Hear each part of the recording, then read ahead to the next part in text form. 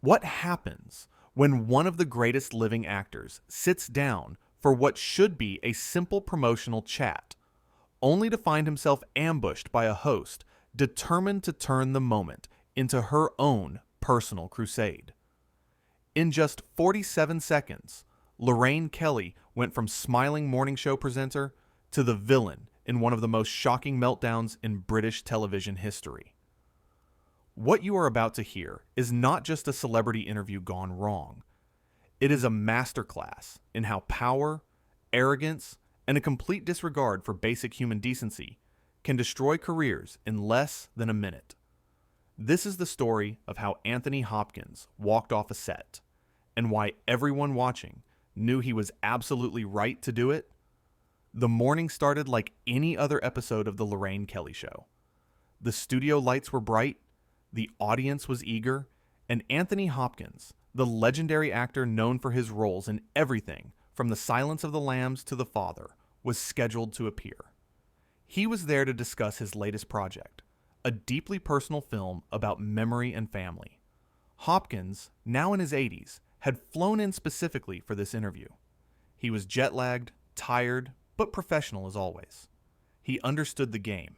Show up, answer a few questions, promote the film, smile for the cameras, and leave. Simple. Or so he thought. But this was not going to be simple. Not even close. The show began with its usual cheerful energy. Lorraine Kelly, dressed in a vibrant purple blazer that practically screamed for attention, greeted her guest with the kind of manufactured enthusiasm that morning television thrives on. Her smile was wide, almost too wide, her eyes gleaming with something that might have been excitement, or might have been something far more calculated. Hopkins shook her hand, his grip firm but polite, and took his seat on the sofa. He nodded as she introduced him to the audience with all the fanfare one might expect for an actor of his stature. The applause was warm, genuine even. Everyone in the studio seemed thrilled to have such a celebrated figure in their presence. Lorraine settled into her chair across from him, crossing her legs and leaning forward with the kind of posture that suggested intimacy, as if she were about to have a heart-to-heart with an old friend. But there was something in her expression, something a little too sharp, a little too eager, that hinted at what was to come. She started with what seemed like a standard opening question. Her voice was bright, cheerful, dripping with that familiar syrupy tone that she had perfected over years of morning television. "Anthony, it is such a pleasure to have you here today," she began, her Scottish accent thick and lilting. "Now, I have to ask this because everyone watching at home is dying to know. At your age, do you ever think about retiring? I mean, surely you have done enough by now, haven't you?" There was a brief silence. Hopkins, ever the professional, smiled politely. His face remained composed, his posture relaxed. But anyone paying close attention, anyone who knew how to read the subtle shifts in body language, could see a flicker of something in his eyes. Confusion, perhaps, or the first stirrings of annoyance. He paused for just a moment, as if considering whether he had heard the question correctly. "Well, Lorraine," Hopkins replied, his voice calm and measured, each word chosen with care, "I do not think of my work in terms of having done enough. Acting is not something you tick off a list, like a chore. It is a passion.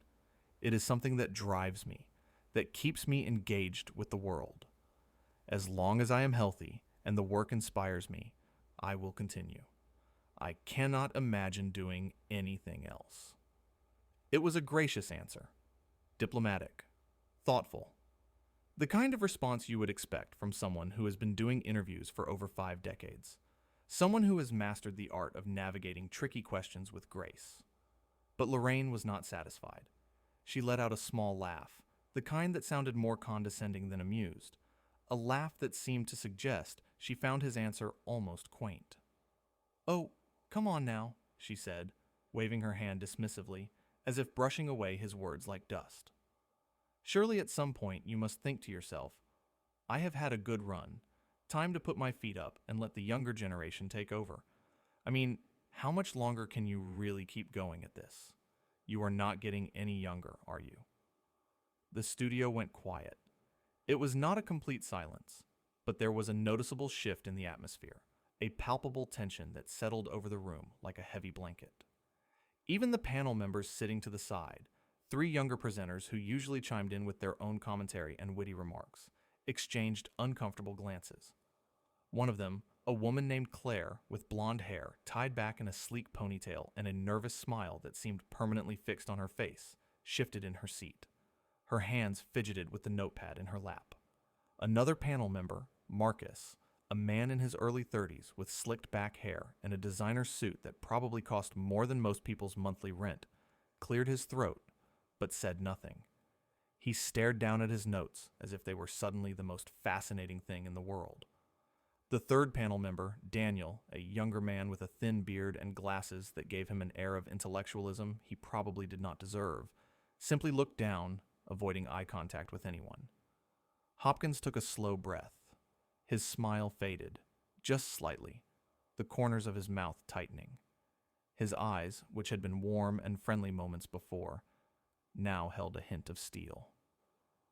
"I am not sure I understand the question, Lorraine," he said slowly, deliberately. "Are you suggesting that age should be the determining factor in whether someone continues to work? That once you reach a certain number of years on this earth, you should simply stop doing what you love?" Lorraine laughed again, louder this time, as if she had just heard the most ridiculous thing in the world. She slapped her hand on her knee, her bracelets jangling with the movement. "Well, yes, actually," she said, her tone dripping with condescension, every word laced with a smugness that was almost breathtaking in its audacity. "I think there comes a time when you have to step aside. Let the young talent shine, you know? Give them their moment. You have had your time in the spotlight, Anthony. You have had decades of it. Maybe it is time to accept that your moment has passed and enjoy a quiet retirement. Put your feet up. Relax. You have earned it." The audience gasped. It was subtle, but it was there. A collective intake of breath that signaled shock, disbelief, and a growing sense that something was going very, very wrong. Even the panel members looked stunned.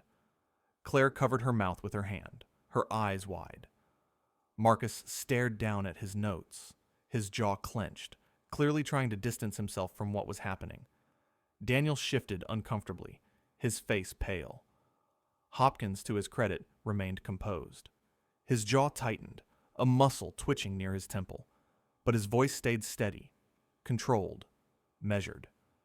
"I see," he said quietly, his voice calm but edged with something dangerous. "So you believe that my contributions are no longer valuable simply because of my age? That the years of experience, the decades of craft, the understanding of the art form that comes only with time, all of that means nothing because I happen to be older than you think I should be?" "I am just being honest," Lorraine said with a shrug, as if honesty justified cruelty, as if speaking her mind gave her license to say whatever she wanted without consequence. "I mean, look at you. You are what, 85? 86? I am sorry. But do you really think audiences want to see someone your age trying to keep up with the industry? It is a bit sad, do not you think? A bit desperate?" That was the moment. The exact moment when the atmosphere in the studio shifted from uncomfortable to unbearable. It was as if the air itself had been sucked out of the room. Hopkins straightened in his seat, his posture shifting from relaxed to rigid. His expression, which had been patient and controlled, hardened into something that could only be described as cold fury. "Sad?" he repeated, his voice low but sharp, each syllable cutting through the silence like a knife. "You think it is sad that I continue to work on projects I care about? That I dedicate my time and energy to stories that matter to me? That I choose to remain engaged with my craft rather than disappear into obscurity simply because you have decided I am past my prime?" Lorraine, sensing that she was losing control of the interview, that the situation was spiraling away from her, tried to backtrack, but it was too late. The damage was done. The words had been spoken, and there was no taking them back. Well, I am not saying you should not work at all, she said quickly, her tone softening in a way that felt entirely insincere, her smile now looking more like a grimace. I am just saying that maybe you should consider stepping back a bit, you know? Slow down. Take it easy. For your own good, I am only thinking of you. Hopkins let out a short, bitter laugh. It was a sound devoid of humor, a sound that conveyed nothing but contempt. For my own good, he said, shaking his head slowly. How generous of you to be so concerned about my well-being, Lorraine. How kind of you to take time out of your busy schedule to worry about whether I am working too hard. I am truly touched by your compassion. At this point, one of the panel members, Daniel, the younger man with the thin beard and glasses, decided to interject. He leaned forward, his voice hesitant, but clearly trying to support Lorraine, to back her up in what was rapidly becoming a disaster. I think what Lorraine is trying to say, Daniel began carefully, his words measured as if he were walking through a minefield, is that the industry is changing.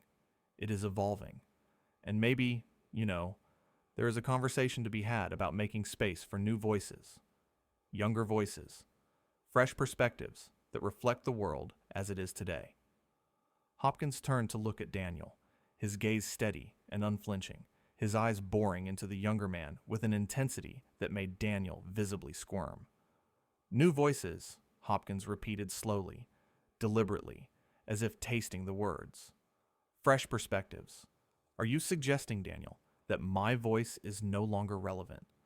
That the perspective I bring, the understanding I have developed over a lifetime of work, is somehow outdated? Obsolete? Daniel stammered, his face flushing red, clearly regretting his decision to jump into the conversation. No, times change, and younger actors bring different energy, different perspectives that maybe, resonate more with today's audiences, and fresh perspectives, Hopkins said, cutting him off mid-sentence, his voice like ice, as if experience, dedication, and decades of honing one's craft mean nothing, as if the only thing that matters is youth. Is that what you're saying? Daniel opened his mouth to respond, then closed it again, unable to find the words. He looked to Lorraine for support, but she was too busy trying to salvage her own position to come to his aid. Lorraine, sensing that the situation was spiraling completely out of control, that she was losing not just the interview, but the entire room, tried desperately to take back control. Her voice rose slightly, a hint of desperation creeping in. Look, Anthony, no one is saying you are not talented, she said, her words coming faster now, almost tumbling over each other. You are obviously incredibly talented. No one can deny that. But let us be real here for a moment. The alternate film you are promoting right now, it is not exactly breaking box office records, is it? The reviews have been mixed at best. Maybe that is a sign. Maybe that is the universe telling you that it is time to think about what comes next. Hopkins stared at her, his silence more powerful than any words could have been. The studio was so quiet, you could have heard a pin drop. Even the camera operators, usually invisible in their work, seemed frozen, unsure of what to do, uncertain whether they should keep filming or stop. The tension was suffocating. A sign, Hopkins finally said, his voice calm but laced with a contempt so deep it was almost palpable. A sign that perhaps the value of art is not measured by box office numbers, that perhaps the worth of a film is not determined by how much money it makes in its opening weekend. But I suppose that is a concept you would not understand, would you, Lorraine? Because for you, everything is about ratings, about numbers, about how many people are watching at any given moment. You have no appreciation for the craft itself. Lorraine's face flushed a deep red. Her hands gripped the armrests of her chair so tightly her knuckles turned white. She opened her mouth to respond, to defend herself, to lash back, But Hopkins was not finished. He was just getting started. "You invited me here today," he continued, his voice growing firmer, more forceful with each word, "to discuss a project that means a great deal to me. A film about memory, about loss, about the connections we share with the people we love. A film that explores what it means to hold on to the moments that matter, even as time tries to take them away from us. And instead of engaging with that, instead of showing even a shred of respect for the work I have put into this project, instead of treating me like a human being worthy of basic courtesy, you have spent the last several minutes trying to convince me that I am too old, too irrelevant, and too much of a burden on an industry that, by the way, I helped build." The panel sat in stunned silence, their faces a mixture of shock, embarrassment, and secondhand humiliation. Claire looked like she wanted to disappear into her chair, to sink into the floor, and never be seen again. Marcus stared at the floor, his jaw clenched, his hands balled into fists in his lap. Daniel, who had tried to defend Lorraine moments earlier, now looked deeply uncomfortable, his face pale, his eyes darting around the room as if searching for an escape route. Lorraine, her composure completely shattered, her carefully constructed facade crumbling before everyone's eyes, tried to laugh it off. It was a weak attempt, a last-ditch effort to regain some semblance of control. "Oh, come on, Anthony. Do not be so sensitive," she said, her voice tight, strained, betraying the panic she was clearly feeling. "I am just asking questions. That is my job. This is what I do. I ask the tough questions that other people are too. Polite to ask." Hopkins stood up. The movement was slow, deliberate, and incredibly powerful. It was not a sudden angry gesture. It was calculated, intentional, and all the more devastating because of it. He reached down and carefully removed the microphone, clipped to his lapel, handling it with the kind of care one might give to a delicate object, and placed it gently on the coffee table in front of him. The soft click of the microphone hitting the table echoed through the silent studio like a gunshot. "Your job," he said quietly, his eyes locked on hers, his voice carrying a weight that filled the entire room, "is to engage with your guests in a way that is respectful and thoughtful. Your job is to have meaningful conversations, to explore ideas, to help people understand the work that goes into creating art.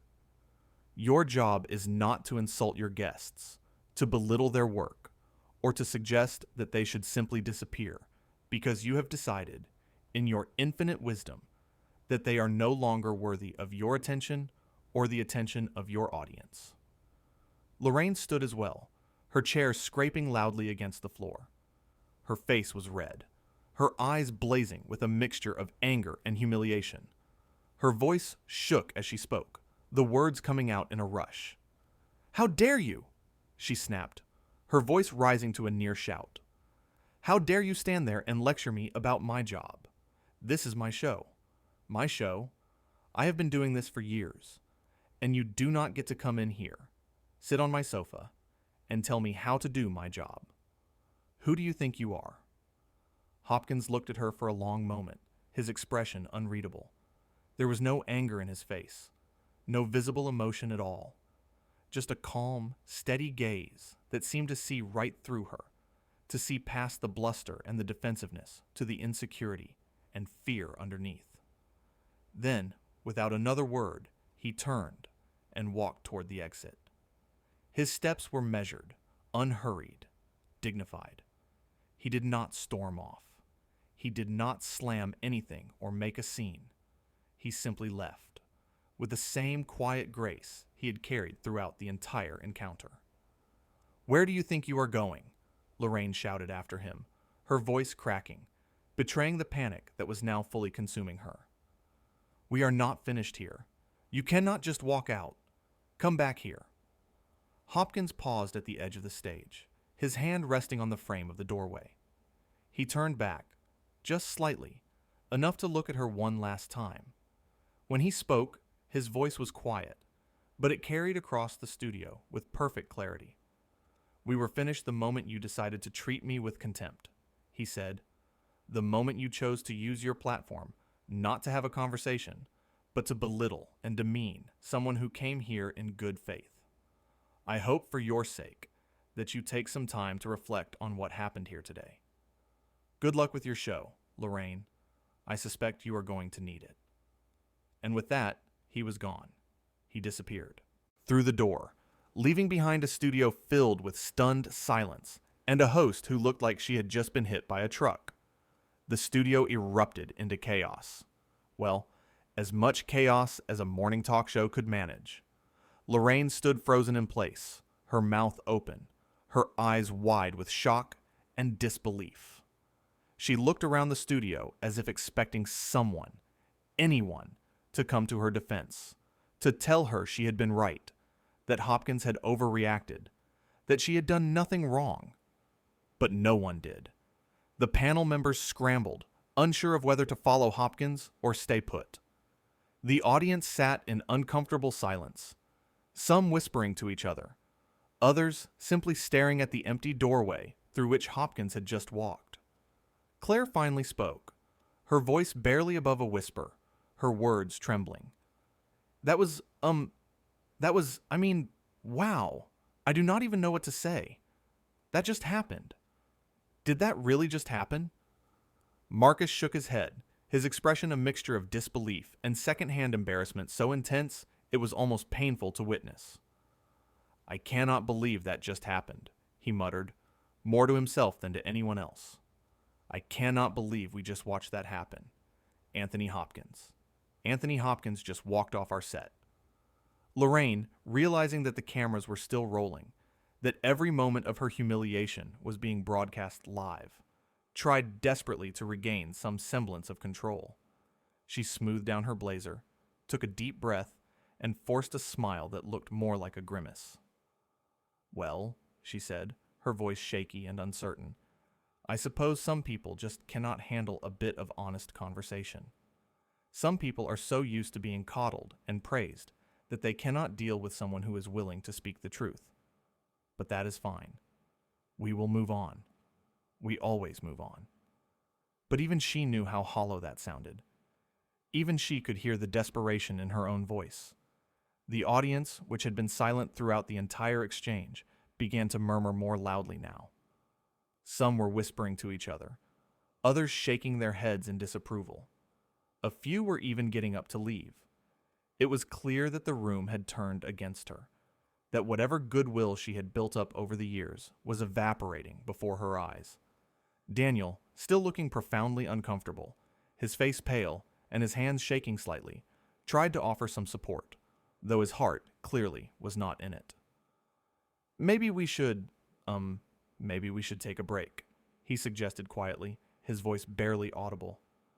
Just a quick break to, regroup. Lorraine shot him a glare so sharp it could have cut glass. We are not taking a break, she hissed through clenched teeth. We are professionals. We are going to continue with the show. We have a schedule to keep. But the energy was gone. The show had been completely derailed, and everyone in the studio knew it. The magic, such as it was, had been broken. The producers, watching from the control room with expressions of barely controlled panic, were frantically trying to figure out how to salvage the situation, how to spin this disaster into something, anything, that would not completely destroy the show's reputation. One of them, a man named Peter with graying hair and a headset that looked like it was about to fall off, spoke urgently into his microphone. Cut to commercial, he ordered, his voice tight with stress. Cut to commercial right now. We need to figure out what to do here.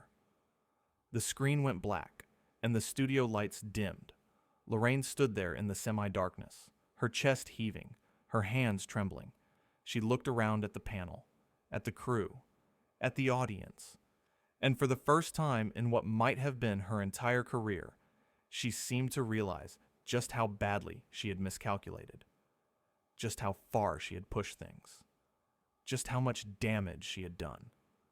Claire, ever the peacemaker, always trying to smooth things over and make everyone feel better, tried to offer some reassurance, though even she sounded uncertain. "It will be okay," she said softly, reaching out to touch Lorraine's arm. "We will figure it out. We always do. This will blow over." But Lorraine was not listening. She was too busy replaying the conversation in her head, watching it unfold again and again like a nightmare she could not wake up from, trying desperately to understand where it had all gone wrong, where she had lost control, where she had crossed the line. The truth, of course, was that it had gone wrong from the very beginning. From the moment she decided to treat a legendary actor, a man who had given his entire life to his craft, with disrespect. From the moment she thought she could bully someone into submission simply because she held the power of the microphone. From the moment she forgot that being a host meant more than just asking questions. It meant listening. It meant respecting the people who took the time to sit with you. And as Lorraine stood there in the dimmed studio, surrounded by people who were too uncomfortable to even look at her, she realized that she had not just lost an interview. She had lost something far more important. She had lost the respect of her colleagues, her crew, her audience, and perhaps most importantly, herself. Meanwhile, backstage, Anthony Hopkins was being escorted through the narrow corridors by a young production assistant.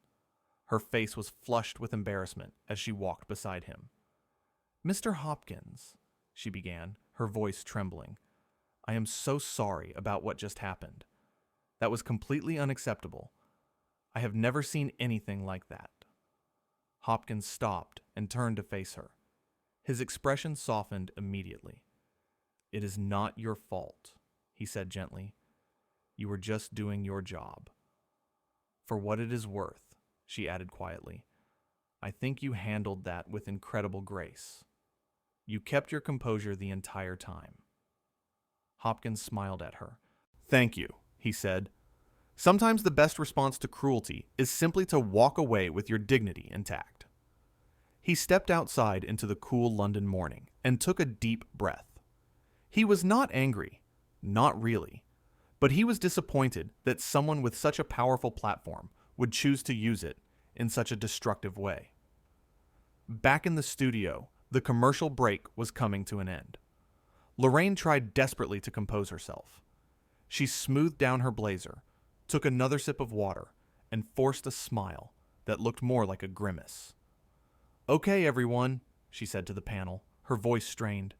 "Let us just move on from that. Let us get back to the show." But Marcus was not having it. He leaned forward, his jaw set. "Pretend it never happened," he said, his voice rising.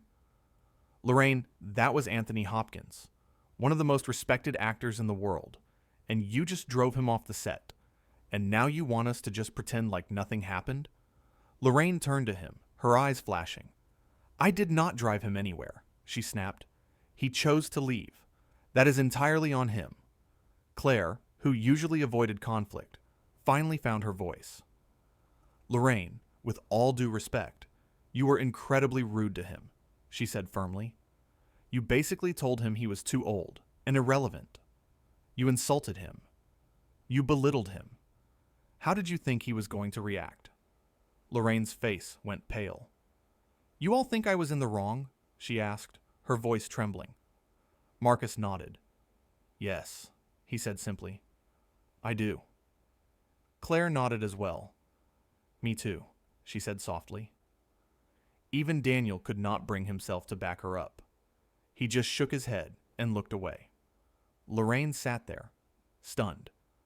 For the first time in her career, she realized that she had gone too far.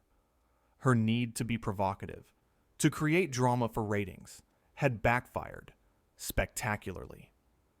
The cameras came back on, the red lights glowing ominously in the dimmed studio. The show resumed, but the energy was completely gone. Lorraine stumbled through the rest of the episode, her usual confidence shattered, replaced by a nervous uncertainty that was painful to watch.